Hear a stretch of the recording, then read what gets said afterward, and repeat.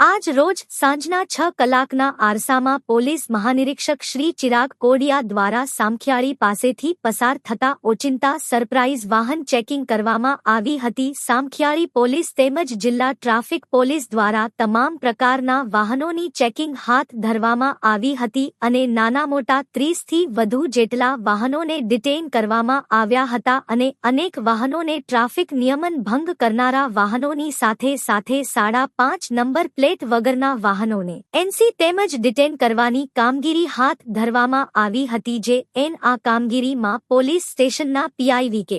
ગઢવી તેમજ જિલ્લા traffic police સાથે જોડાઈ હતી અને આ કામગીરી કરવામાં આવી હતી। વધુમાં આઈજી ચિરાગ કોડિયા દ્વારા પોલીસ કર્મચારીઓને ટ્રાફિક નિયમનની કામગીરી માટે વધુ માર્ગદર્શન પાઠવ્યું હતું અને નંબર પ્લેટ વગરના વાહનો અને આરટીઓ નિયમો ભંગ કરતા વાહનો માટેના વધુ કડક કાર્યવાહી માટેના પણ સૂચનો આપવામાં આવ્યા હતા।